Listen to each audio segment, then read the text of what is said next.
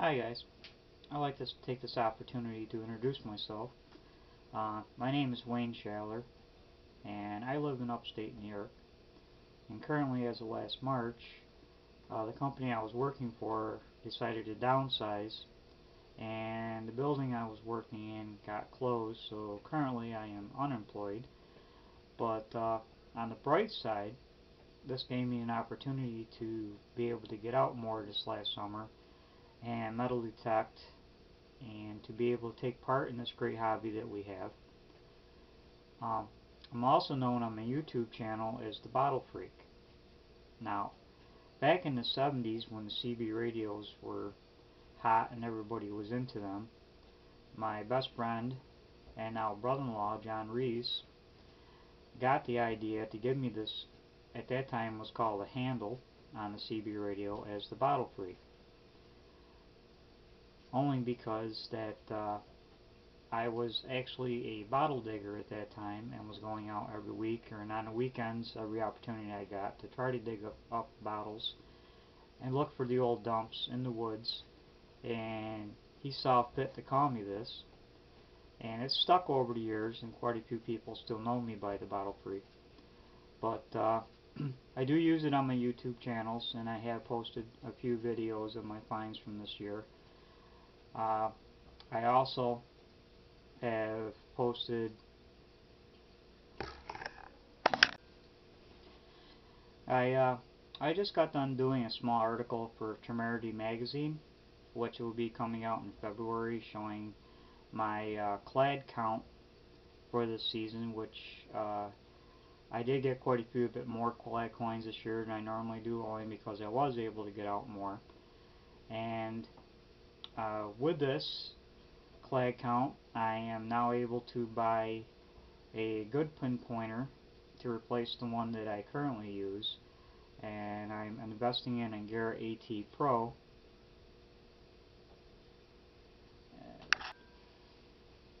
I have currently written a small article in Temerity magazine. It's going to be out in February, talking about my total clad count for the year, which was quite a bit more than what I normally do get, only because I was able to get out more and to hunt the local parks and the playgrounds and the schoolyards, where people are apt to lose more change than in somebody's yard. But that is coming out in February. And now, back in the 70s, also my father and I used to go on weekend trips to go look for bottles in the dumps and in the local trash piles from houses that are no longer there. And what we did is he got the idea of buying a metal detector to try to find the dumps that were buried for the old home sites, and that is how I first got started in metal detecting. Of course, it wasn't for coins, we were looking for the old dumps.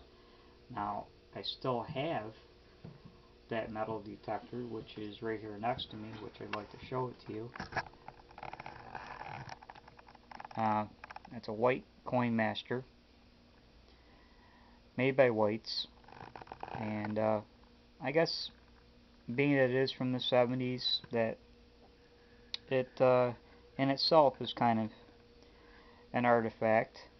It was powered by 14 AA batteries and had two battery packs inside, one 6 and one that held 8 batteries, and it really didn't have discrimination per se. So I got a lot of ribbing at that time, because what we did find were mainly bottle caps and shotgun shells. And so anybody that would go with us, and this is what we're digging up, square nails, aluminum foil. It didn't have the ability to block all these things out, so I got a lot of trash, a lot of garbage, and it was discouraging kind of, because you really couldn't find a lot of better targets, because you took too much time digging up the trash and the garbage, horseshoes, things of that nature. But I stuck it out. But I collected a lot of bottles over the years. Most of them aren't worth that much, but there's a few that have got a little bit of value to them.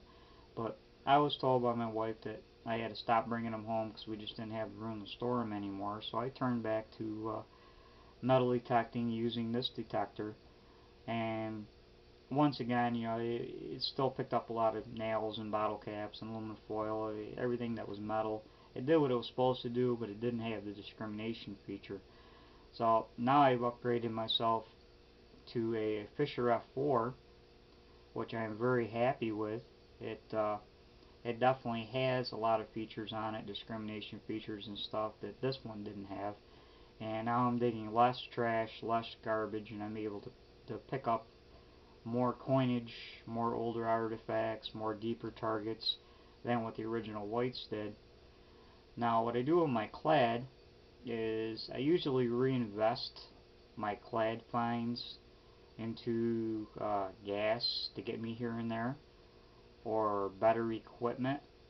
So what I started out with, which I'll show you, is I was buying regular batteries for my detector, which sorry about that, which, I was buying regular batteries, and then I got enough money to upgrade to some cheaper NiCads, and now I've upgraded to some even better NiCads with longer lasting ability, so I can stay out in the field longer without changing batteries. And also I do take an extra set with me just in case they happen to die or I don't charge them up far enough.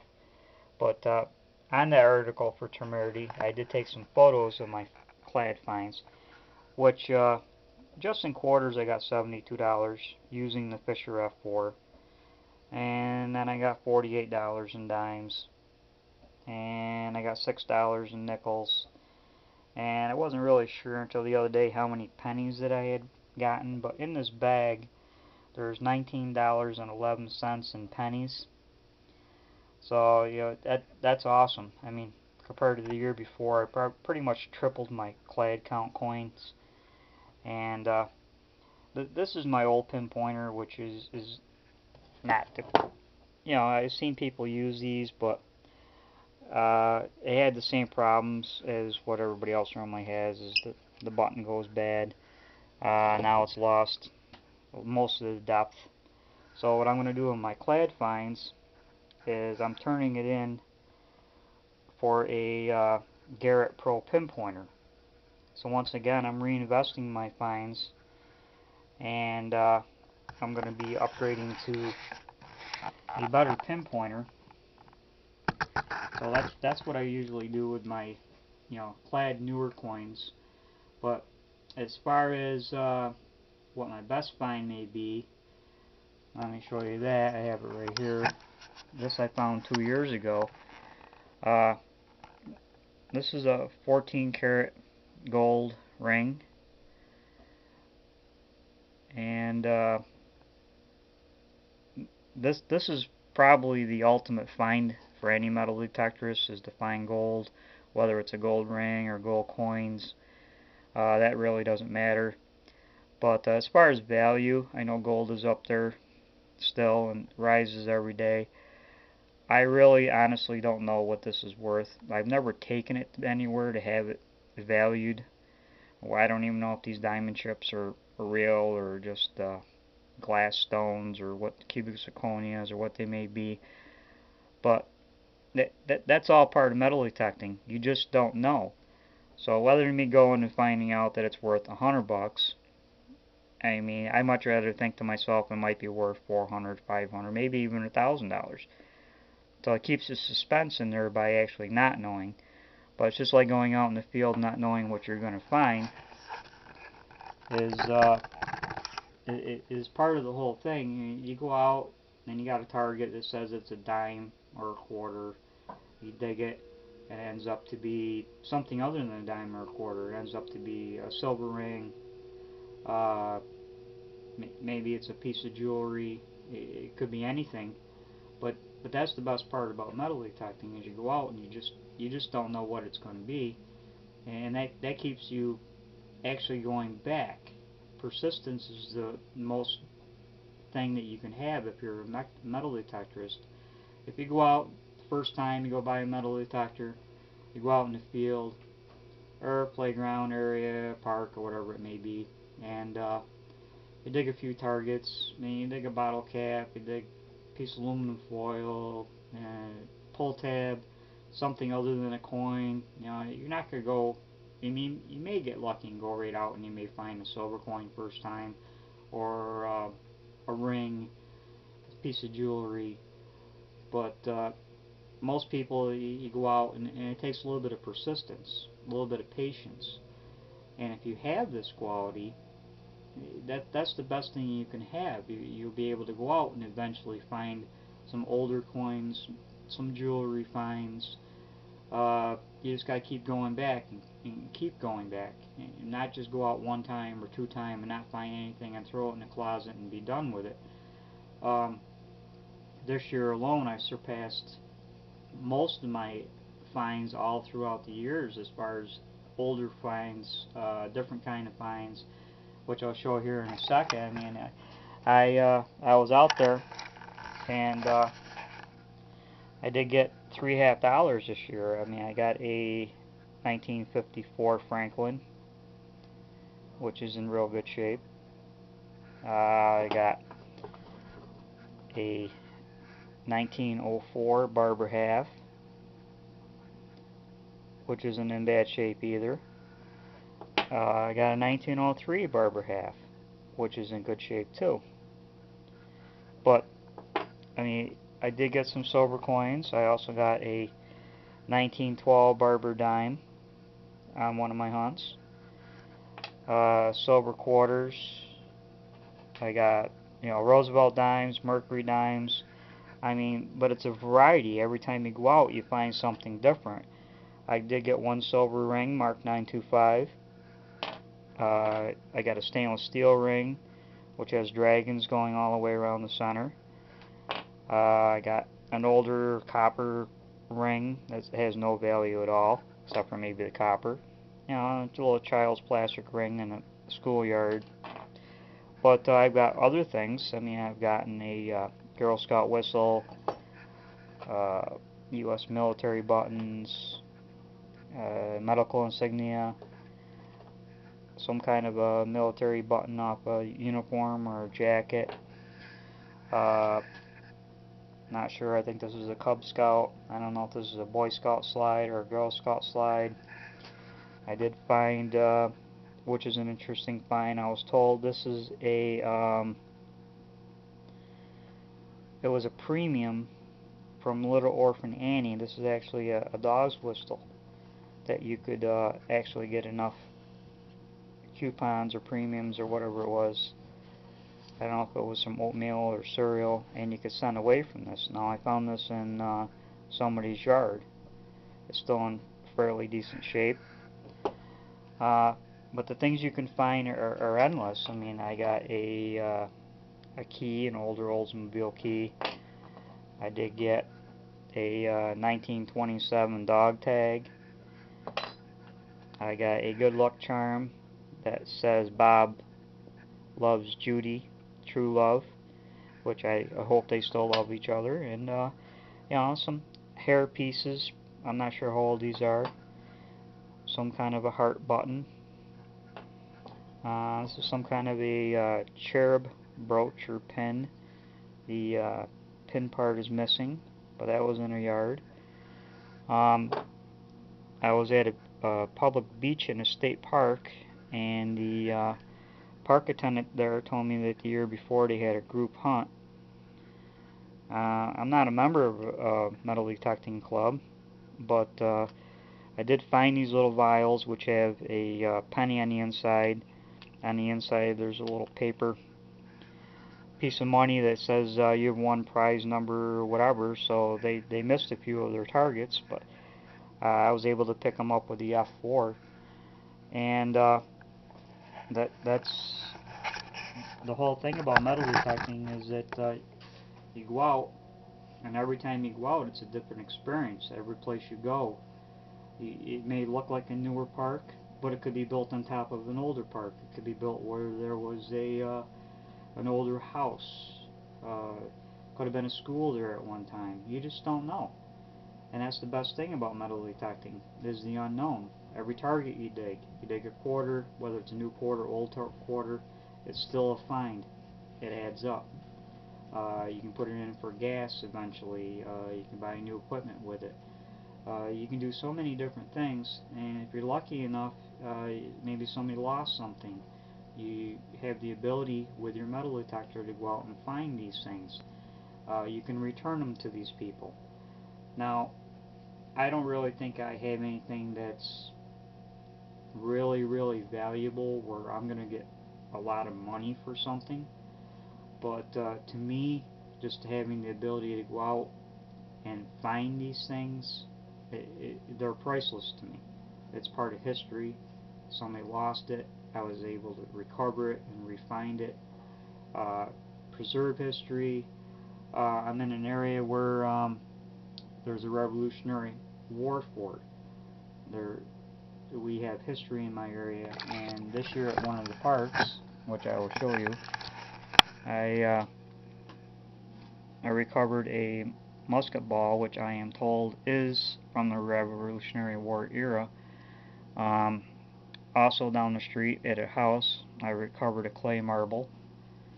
Now at the other end of town from where this park was, I recovered this bullet. Now I don't know if it's as old as the Revolutionary War or Civil War, but there's just so many interesting finds you can get while you're metal detecting.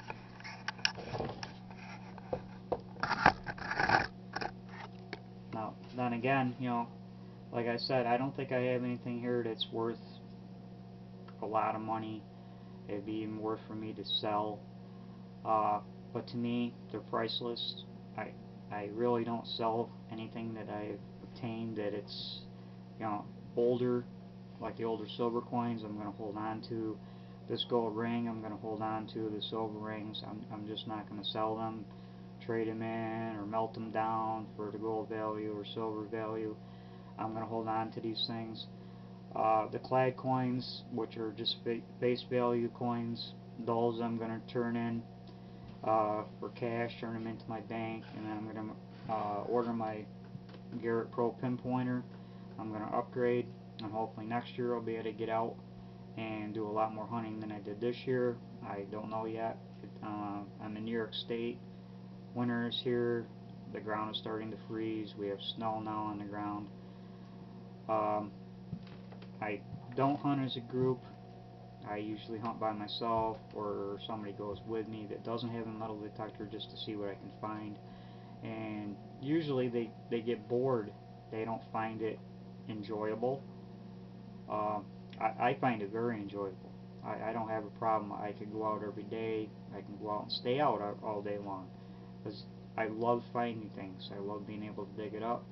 I love not knowing what I have until I actually dig it up. I love history, and that's what all these items are. They are part of our history, part of my town's history, part of the next town's history, wherever I may go, somebody's yard. It's a story of who lived there, who played there, the wars that were fought, and whatever it may be. And I just love these kind of things.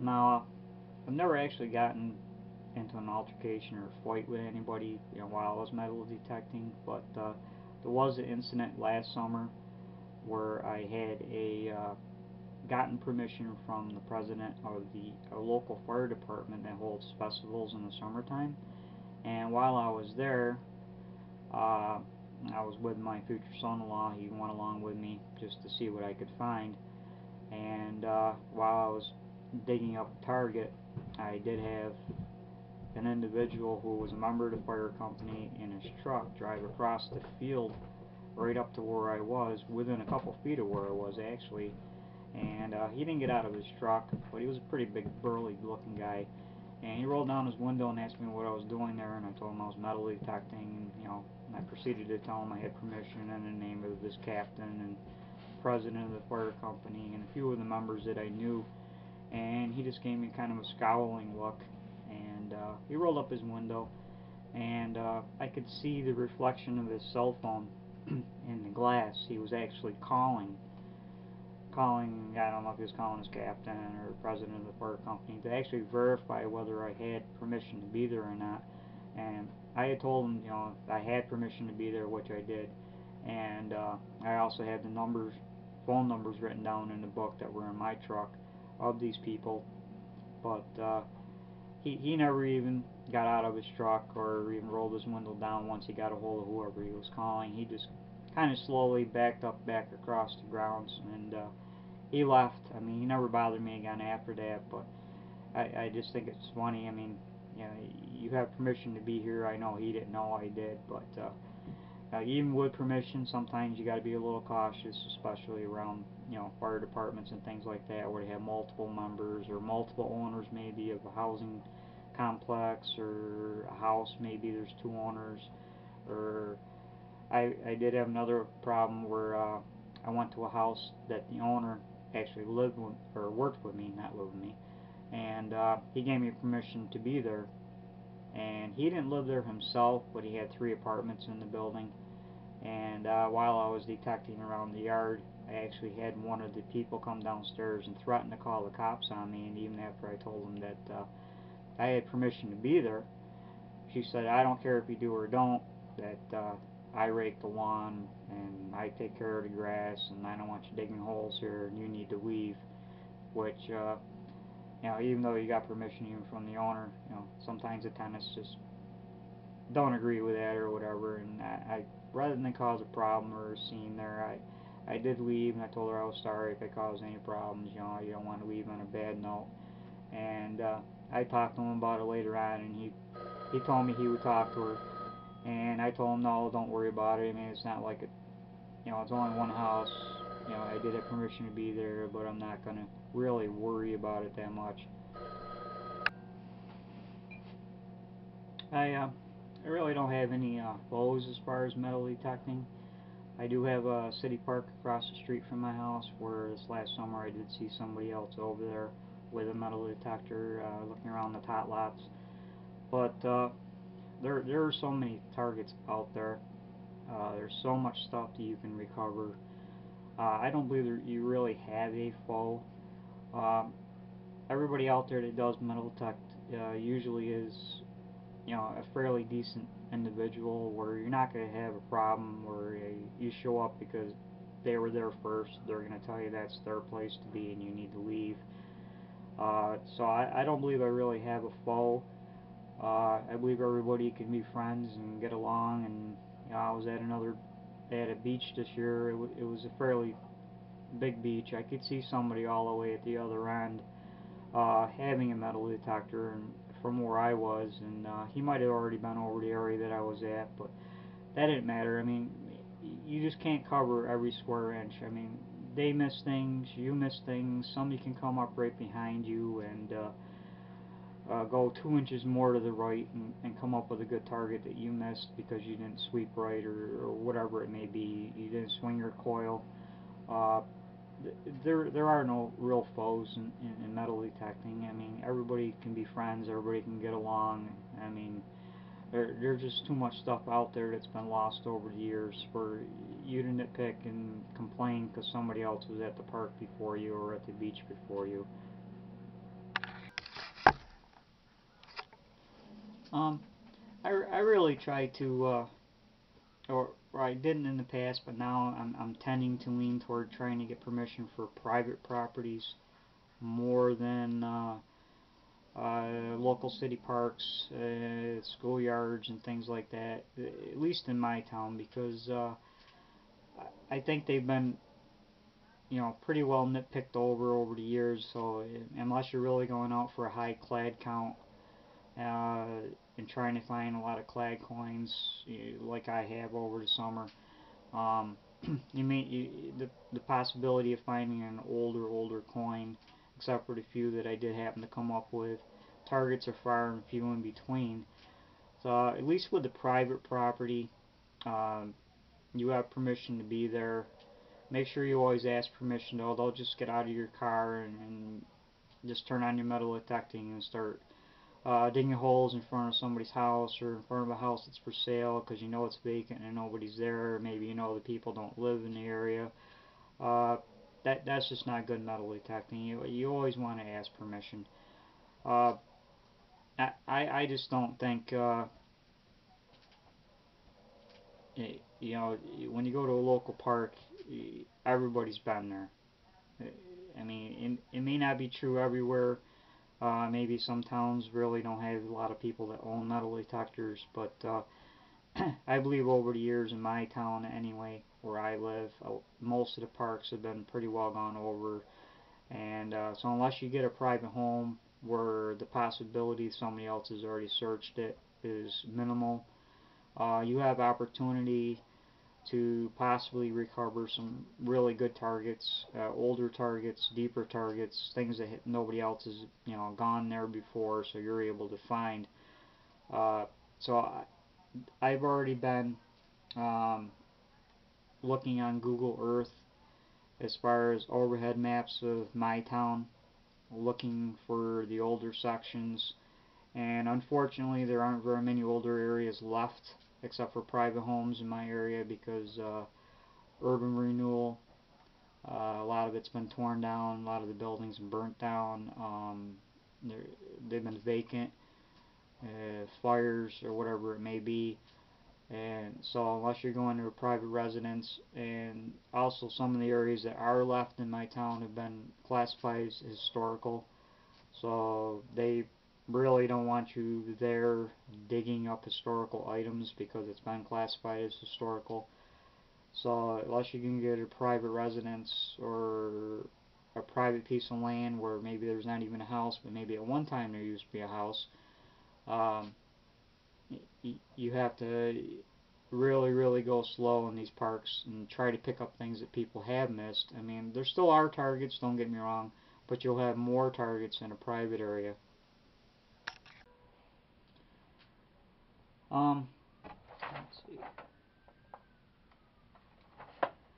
I don't really think I have an actual secret to my metal detecting. I just go out, search, and hopefully recover some older targets, hopefully recover some jewelry.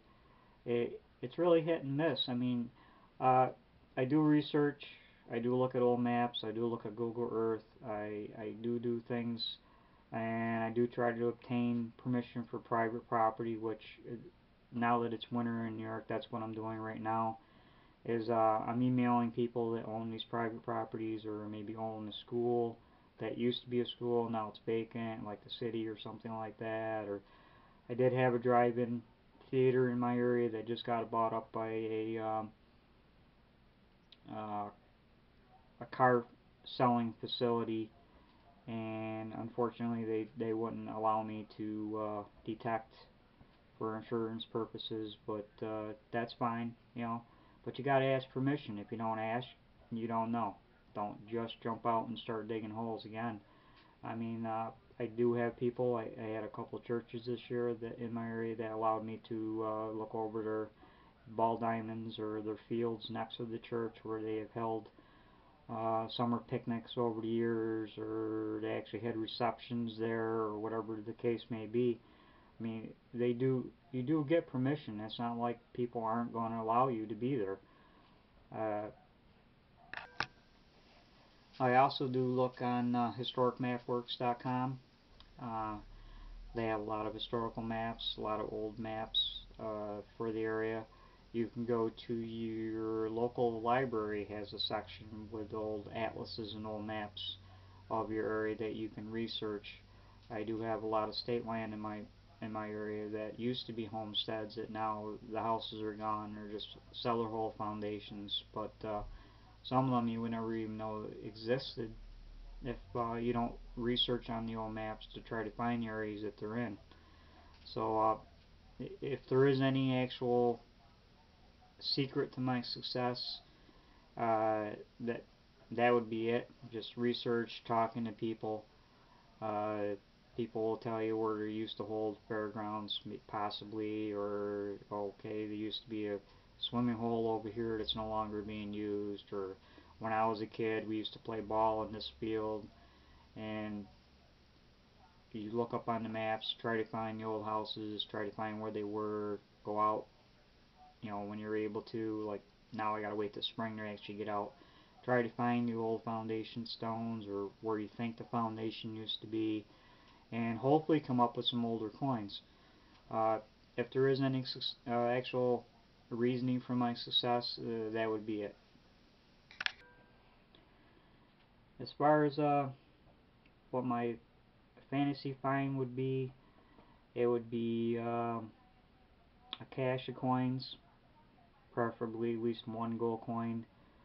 Uh, that would be the ultimate find to me, to be able to go out in the woods and maybe find a cache of coins that somebody, because they didn't used to believe in banks then, somebody had buried years ago and that had been discovered, or they didn't tell their family members they had buried it, and they may have died without telling them, and nobody was able to find it.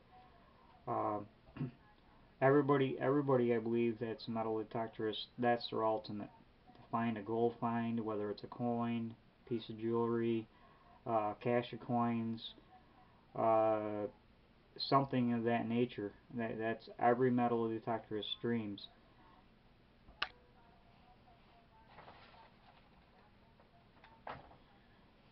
Now, if I won the lottery, um, in all honesty, I don't think the first thing that I would do would be to go out and buy, a big house and a fancy car or truck or property of some kind. I uh, I think I would invest it in more metal detecting equipment. I mean, I do love my Fisher F4 that I have here. Uh, I do see the E-Tracks that are out there. I mean, I know they're over $1,000, but if I won the lottery, I think I would be investing my money, or at least some of the money, into the best metal detecting equipment that I can find. Whatever is available on the market. Now, it wouldn't be an underwater one because I do not know how to swim. I've never tried to snorkel or scuba dive or anything like that, so it would just be ones for searching the beaches. I really don't have a preference as to what I go out and look for or what I find. I just go out and whatever I happen to find is what I recover. I don't go after one particular thing. Um, so that would be what I would do. I would invest in the best metal detecting equipment that I could find for land hunting. Uh, whatever the best pinpointer would be, uh, possibly GPS systems so I can locate some of these older homesteads that are deep in the woods where you got to actually walk to them, better than what I can with just a map. Uh, that would be my ultimate, and then probably I would invest in a better vehicle to get me there, maybe something that's more reliable or more newer, heavier four-wheel drive or something like that to get me to some of the more secluded spots.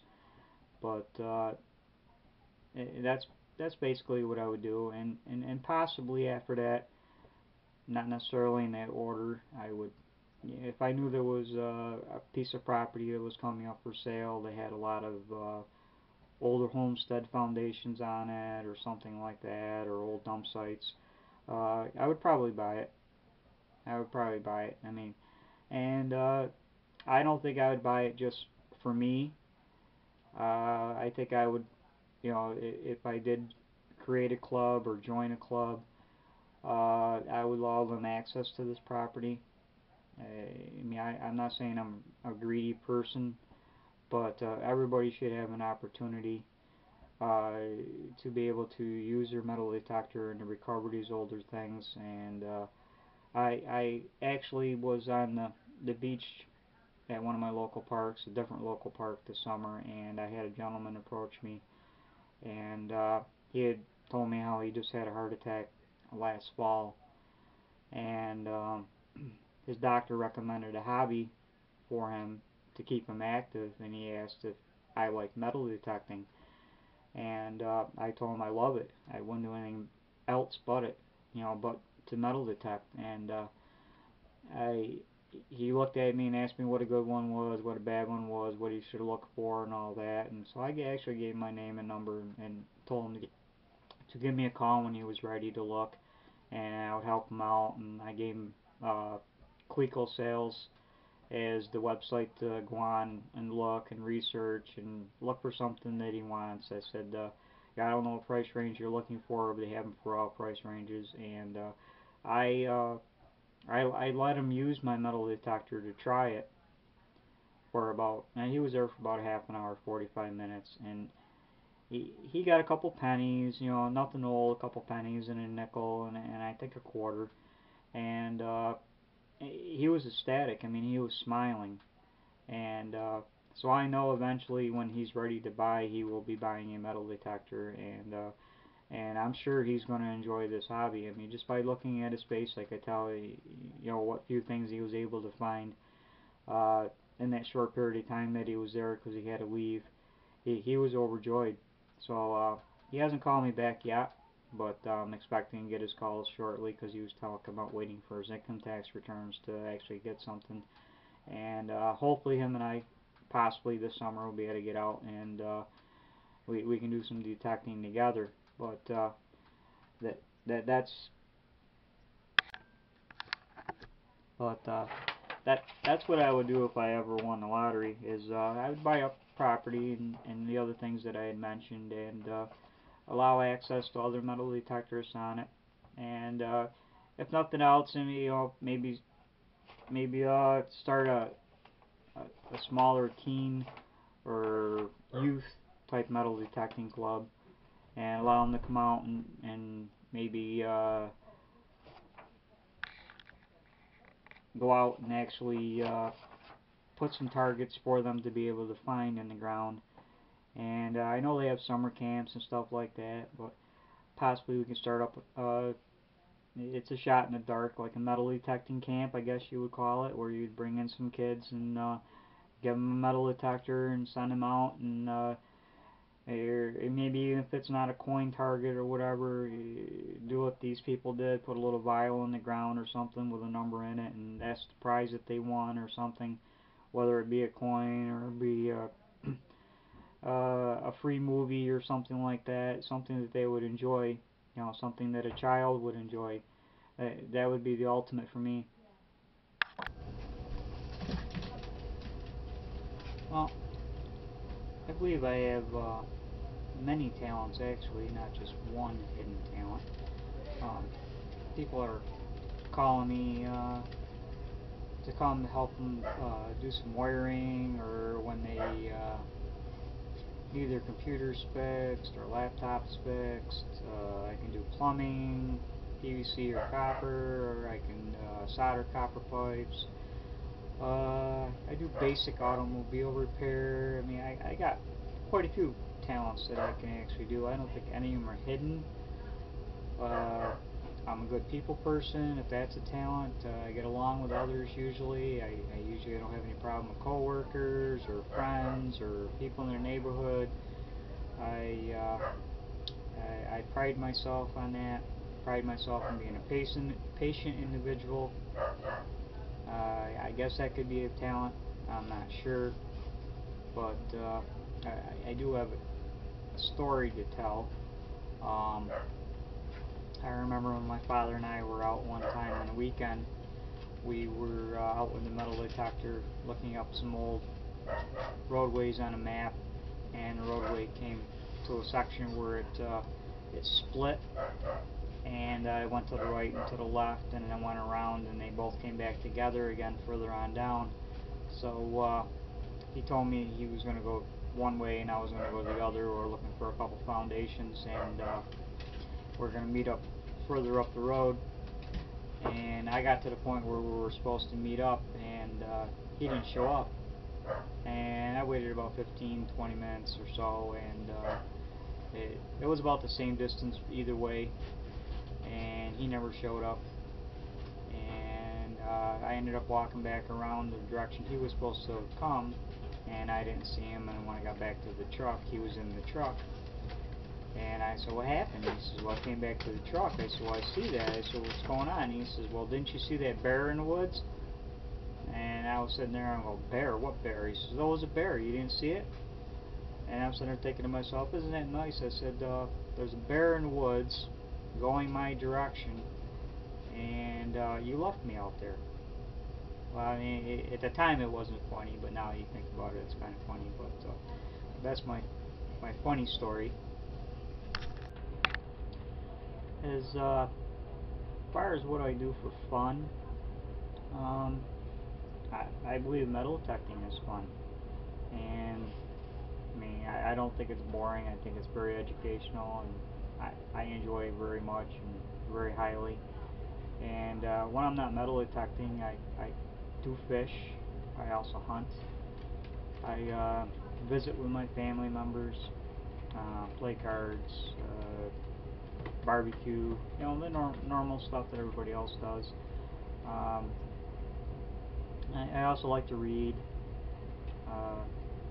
like to look up what coins I may have found during the summer. Now that it's winter, I have time to do that. And where I usually find out how much they're worth is go online, check on eBay, see what everybody else is asking prices for something. And there are price guides out there, too, that also tell you the value of things. But I usually just look it up on eBay and get a general idea of what it's worth. I don't need to know the exact dollar amount or penny amount or whatever. Let's see. A crazy metal detecting story would be, I remember one time there was myself, my wife, her two cousins, and her uncle went metal detecting, and on the way out there they were busting on me because you know, their metal detector was newer than mine, about how many pieces of metal I was picking up that were, you know, just garbage targets, nothing to even talk about, nails, bottle caps. And it was quite hot that day, and we were out there pretty much all day long, and it got to about lunchtime, and we had brought, you know, stuff to make sandwiches with, cheese and stuff like that, and bologna, ham, bread, some soda, some bottles of water, and got to be lunchtime, like I said, and we were making our sandwiches, and I happened to notice it didn't look like they had brought anything to eat, and they had known we were going to be out there all day, and so I asked them where their lunch was, and her uncle looked at me and says, "We got them right here, boys, show them." And they pulled up, at that time what they had bought was Shackley energy bars, and about 30 seconds all you heard were wrappers opening, and then them eating the energy bars, and we were sitting there eating our sandwiches, and we had potato chips, and about 5 minutes went by, and next thing we know, the uncle's asking us if we had any more sandwiches. Yeah, it was humorous, you know. Here he thought these energy bars were going to fill him up, and it didn't quite work the way they thought it was gonna, and so, you know, we brought enough for everybody anyway, so we shared our sandwich meat and our soda and our drinks and whatever else we might have brought with them, but it was quite humorous.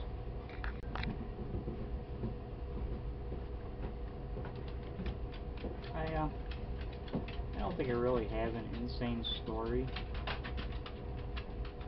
but my ideal job, I think, would, if you could make a job out of it. I know there are treasure hunters out there that go out and search for sunken treasure or buried treasure, and that's how they make their earning. But I think if there would be a job where you could earn money by being a metal detectorist, you know, even if you didn't find a treasure trove or a treasure chest or something like that, that would be insane. Where you can get up in the morning, you know, a 9 to 5 regular job or a 9 to 5 metal detecting job. I would choose a metal detecting job, definitely. I mean, I don't think it's a crazy story, but that's my ideal of a perfect job. Would be a job where you could metal detect every day and get paid for it. Okay, guys, I'm gonna get out of here. I probably bored you guys enough, but that's basically my story, and I love this hobby. Again, I'll tell you, I love it highly, and I hope to be able to get out there this spring and summer and find some more terrific finds. I see the finds everybody else is finding out there. They're awesome. They're great. I'm hoping to find some older targets next year and some better targets, hopefully. But if nothing else, I'll be able to get out there and get some great clag count again, and upgrade some more of my equipment, put some more gas in my vehicle, get to more sites. It's a cycle. It's a repetitive cycle. Dig all the clad you can. Turn it in for whatever you can get for it, face value. And buy more batteries, buy better headphones, buy more equipment with it, whatever you need to do. But that's the end of my story, and bye for now, and may all your finds be silver and gold. Have a great day.